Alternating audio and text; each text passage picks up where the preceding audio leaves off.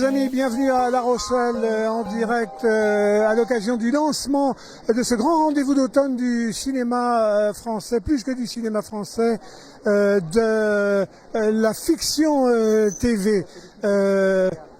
Plein soleil sur La Rochelle ce soir, même si le ciel du cinéma mondial s'est assombri cet après-midi de la disparition de Robert Redford qui s'est éteint à l'âge de 89 ans. Ici, le rendez-vous de l'année de la fiction française, francophone, européenne. C'est l'occasion de rassembler autour de 15 000 spectateurs qui remplissent les salles pour venir voir les fictions qui feront peut-être le succès de nos télévisions demain, ici dans les salles. C'est en compétition, c'est 3000 professionnels de l'ensemble du métier qui se sont regroupés ici, les producteurs, les auteurs, les diffuseurs. Ici, c'est pendant une semaine, du 16 au 21, le rendez-vous de la création française, de la fiction française, de l'excellence française. Peut-être qu'ici seront primées les séries qui demain vous feront frémir chez vous. Voilà, je vois monsieur Tim Sit qui vient d'arriver. Eric est à nos côtés. Eric est notre spécialiste cinéma et image. Eric, qui vient d'arriver là, c'est une production pour ce lancement du festival de La Rochelle. Oui, bonsoir à toutes et tous, bonsoir Denis. Oui, en fait, ce soir, après la présentation, le démarrage du festival, il y a la projection de 2 épisodes des Disparus de la gare. En fait, c'est une série tirée d'un fait réel d'ailleurs, qui s'est passé en Perpignan fin des années 90, je crois. Et donc, dedans, vous retrouvez Patrick Timsit, Mélanie Douté, Hugo Becker, voilà, qui sont des acteurs et actrices reconnus et qui génèrent du monde autour d'eux, on voit bien ça. Hein. Alors, l'engouement que ça apporte. Alors, il y a 50 séries qui sont en compétition dans cette semaine. Toutes les équipes de production vont être là avec les acteurs. Particularité de ce festival, c'est qu'il est très ancré dans le milieu rochelais, puisque l'ensemble de la population peut venir dans les salles gratuitement, après les avoir réservées, et que des tas de moments dans la journée, dans la ville, sont organisés pour que vous puissiez faire signer vos dédicaces. La séance des dédicaces est toujours une séance extrêmement émouvante, j'allais dire parfois. Sachez que ce festival qui a été créé il y a 25 ans à Saint-Tropez s'est délocalisé un beau jour pour venir goûter un peu à l'air et l'ambiance atlantique et s'est installé ici il y a une quinzaine d'années à La Rochelle. Quand je dis qu'il est très inscrit dans les gènes de cette ville, c'est parce que extrêmement fidèles sont les gens qui chaque année reviennent. Et on les verra tout à l'heure, des gens qui suivent ce festival depuis qu'il a été créé à Saint-Tropez, depuis 1999, ils suivent chaque année et ils font signer par la nouvelle garde, la relève des acteurs français, ils font signer par les 10 acteurs. C'est un festival qui rassemble 3000 professionnels, on fait des affaires ici. On juge des films. On pensait pendant un temps que la production française dans ce domaine de la fiction était un peu tragique, et qu'il faudrait peut-être que ça gagne en comique, ça gagne en suspense, ça gagne. Et je crois qu'il y a une vraie volonté dans la programmation de cette année d'ouvrir à tout ça. En fait, plus que par rapport au genre, c'était surtout dans la qualité qu'on avait des soucis. La qualité entre la fiction TV et le cinéma. Et vraiment, sur cette dernière décennie, il y avait vraiment, en termes de qualité, il y a vraiment un rapprochement entre la télé et le cinéma. Ce qui fait qu'on retrouve effectivement maintenant, dans ce genre ici à la fiction, au Festival de la fiction TV, on retrouve vraiment des séries de qualité, donc souvent des 6 x 52 minutes, des formats 26 minutes, ou alors des téléfilms unitaires, qui ont vraiment retrouvé une qualité cinématographique, et qui donc fait qu'en fait, ils peuvent retrouver des sujets de fond, que ce soit du drame, du suspense ou de la comédie, qui vraiment a fait adhérer tout le monde, en fait, fait adhérer le public. Alors, la programmation de cette année s'appuie aussi beaucoup sur l'actualité. Comme c'est des séries, il faut qu'elles soient très en phase, très en harmonie avec la vie des gens. Et dans l'actualité aujourd'hui, on est quand même pas terrible, hein, les problèmes de société. Violence faite aux femmes, il va y avoir des marqueurs dans cette programmation cette année. Sur la question de la santé mentale, là aussi, il va y avoir des clins d'œil. Le mal fait à la planète, les questions environnementales. Et puis, vous nous direz dans quelques instants, c'est les jeunes qui désertent de plus en plus la télé. Alors ça, on imaginait que c'était le support de l'avenir, mais les jeunes, la télé, ils n'en ont pas grand-chose à faire. Ils ont leurs autres écrans. Alors, sur l'écho à l'actualité. En fait, je vais réunir en fait les jeunes et le sujet sur la peur de l'avenir, sur la vision écologique de tout ça. Il y a une série qui va être diffusée ici en avant-première, c'est Phoenix. Oui. Et vraiment, cette série, elle a vraiment pour but à la fois de faire revenir les jeunes vers la télévision.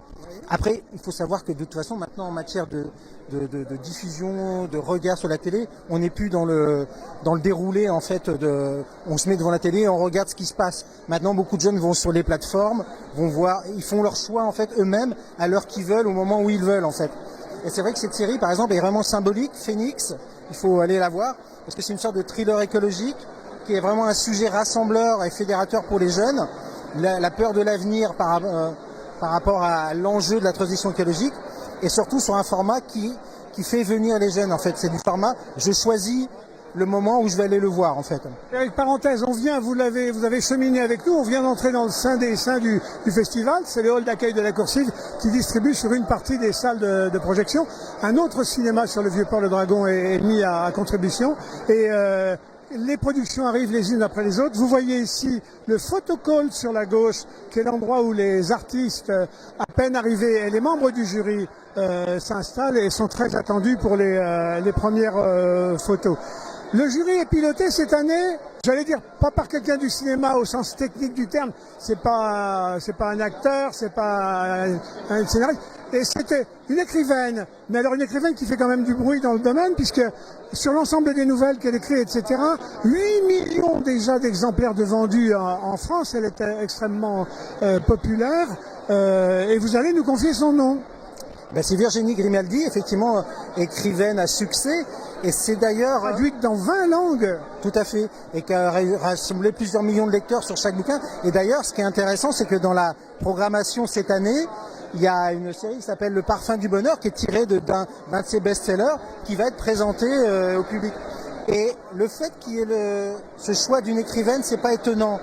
On va rendre hommage à Stéphane Strano, qui est hélas le président disparu récemment de ce festival. Il a présidé pendant 10 ans, il a marqué par son dynamisme, son humanisme, toute la profession. Et effectivement, il avait une véritable énergie rassembleuse. Et Stéphane Strano, il aimait beaucoup l'écriture, en fait. Parce que lui-même venait de ce monde de l'écriture. Il était scénariste aussi à ses heures perdues.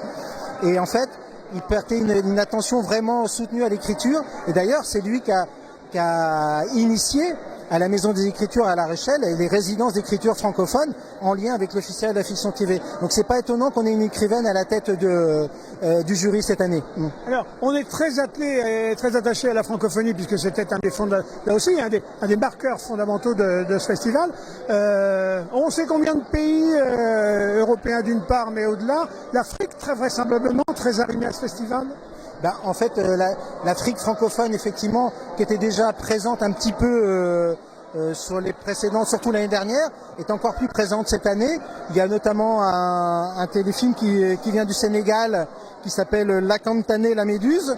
Ça se passe sur la fameuse île Saint-Louis, qui est au large de Dakar.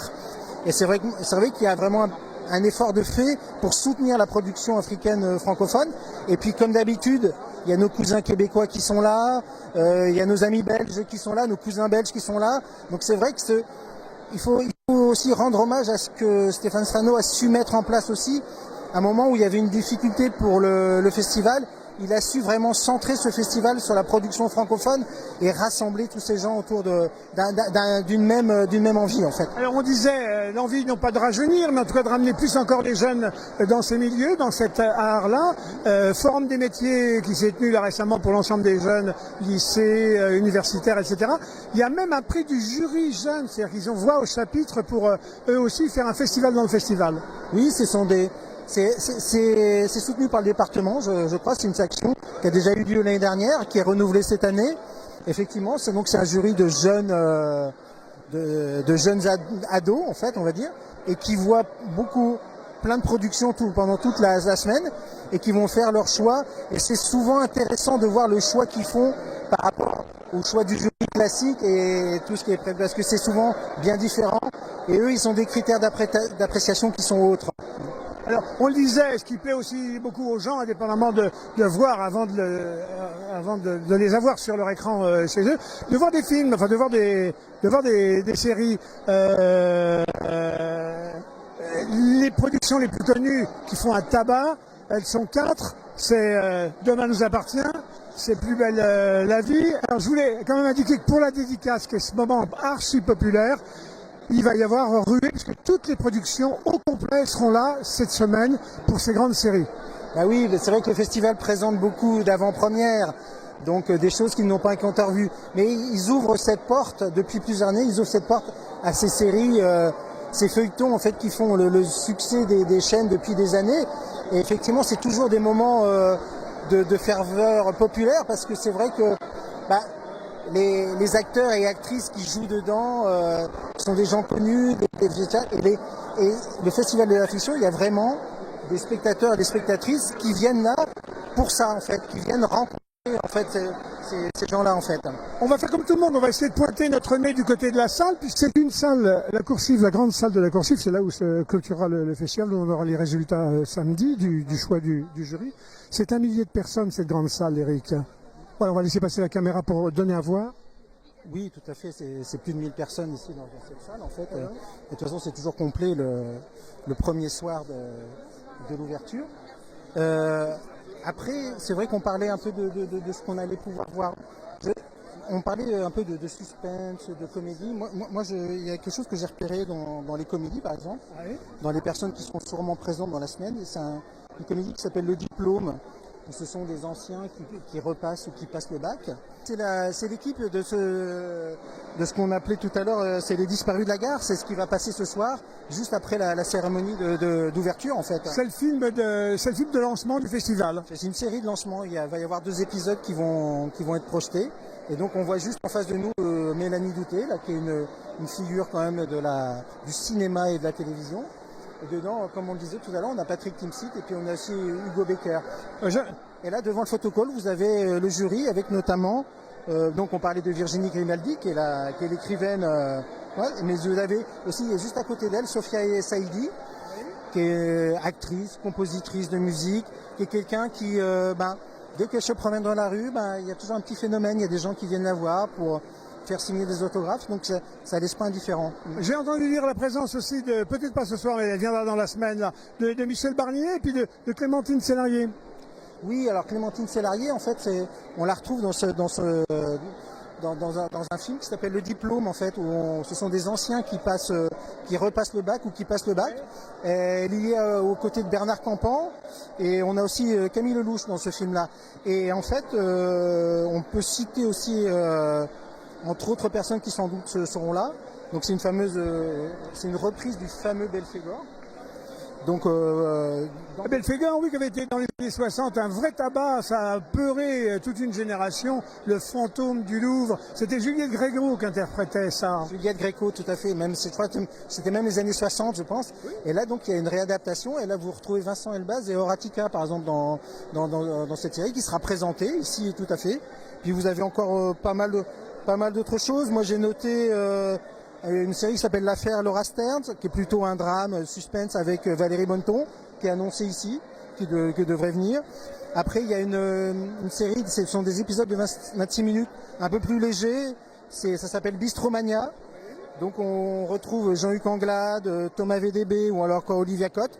C'est une série autour de la gastronomie, et c'est le chef Yves Candebord qui a aidé à la conception qui est connu pour avoir participé à Top Chef, qui a aidé à la conception de cette série, en fait. On va rendre public sur le site l'ensemble de vos suggestions, vos propositions. Étant entendu qu'on aura donc les résultats samedi en fin de journée, ils vous seront communiqués. 50 productions en compétition de l'ensemble des pays de la francophonie. des productions jeunes, La Rochelle est effervescence. Je voudrais juste rappeler, avant qu'on se sépare les amis, pour ceux qui ne le sauraient pas, le décès cet après-midi de Robert Redford à l'âge de 89 ans.